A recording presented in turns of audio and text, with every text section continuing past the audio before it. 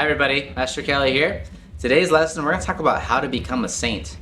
Now, if you guys have been on my martial art class, right, it may be on this channel, you've probably heard me talking about this, about the story of where the black belt comes from. Now, this story is a legend, so that means it's not true. There's actually a historical reason for why we have black belts, but this is just kind of like a fun, interesting thing to think about, right? So, the black belt, one time there was a student who asked, how do I get my black belt? And the teacher said, don't wash your belt, right? Now that's really gross. Wash your belt, okay? You guys, this is just a story.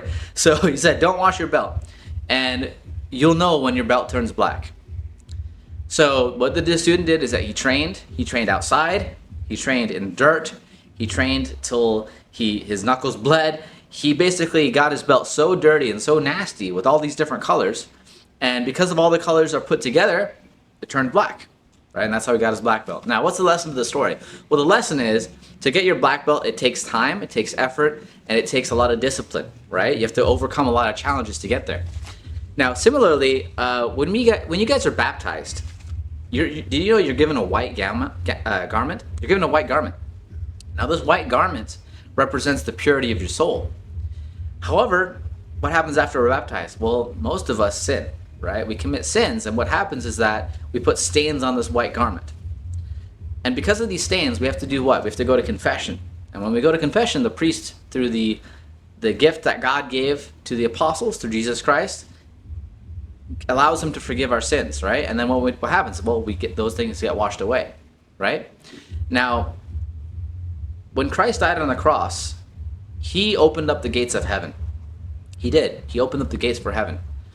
But there are still some people who don't choose to follow him anyway, right? So what Christ did is that he gave us the opportunity to go to heaven, and we have to cooperate with his will, right? According to St. James, we have to cooperate with his will. So how does this relate to being a black belt? Well, if you want to become a saint, you're going to have to overcome challenges. You're going to have to overcome difficulties and setbacks, right?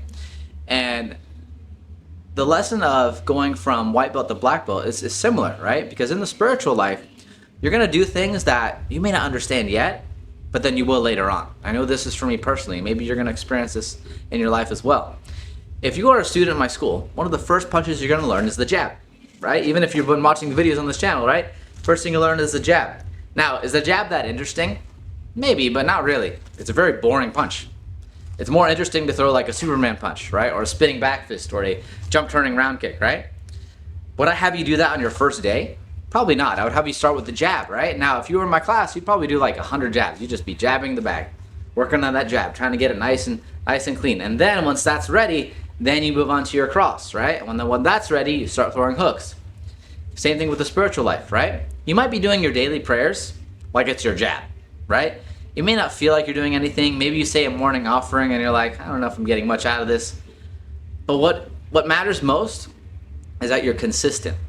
That's the biggest thing I tell students is that if you're consistently trying to get better, consistently training, you're on your way to black belt, right? A black belt's a white belt that never gave up, just like a saint is a sinner that never gave up, right? It's the same thing.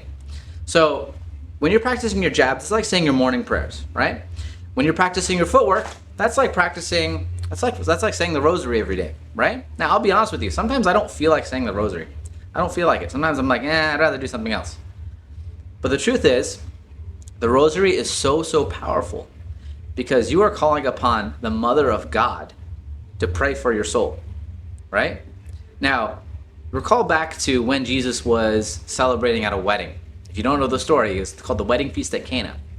And they ran out of wine.